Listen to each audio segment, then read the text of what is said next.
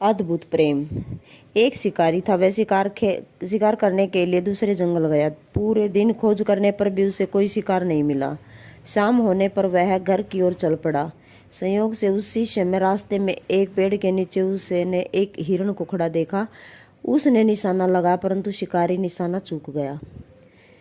उसके धनुष से निकला बाण एक पेड़ के तने पर जा लगा। वह एक विष युक्त बाण था। उसका विष सारे पेड़ में फैल गया। फल फूल से लदा वह पेड़ सूख कर ठूंठ बन गया।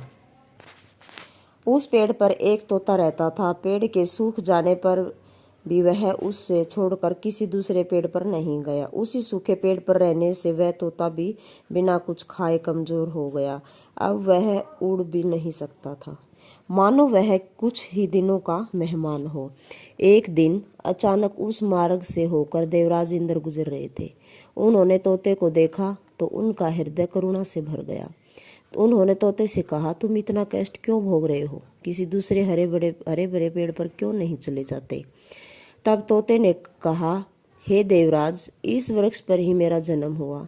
इसके फल फूल खाकर ही मैं बड़ा हुआ। गर्मी सर्दी वर्षा में इसी पेड़ ने मेरी रक्षा की है। क्या यह उचित होगा कि विपत्ति के समय मैं इसका साथ छोड़ दूं? यह सुनकर इंद्रदेव बहुत प्रसन्न हुए। उन्होंने कहा, अपने जीवनदाता के प्रति तुम्हारा यह अद्भुत प्रेम देखकर मैं बहुत प्रसन्न हूँ।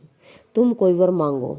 तोते ने कहा, देवराज, यदि आप सचमुच ही मुझसे प्रसन्न हैं तो मेरे इस जीवनदाता वृक्ष को फिर से जीवन दान दे दीजिए।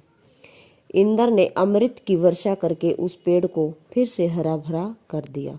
तोता आनंद से उस जीवनदाता वृक्ष पर खुशी से रहने लगा।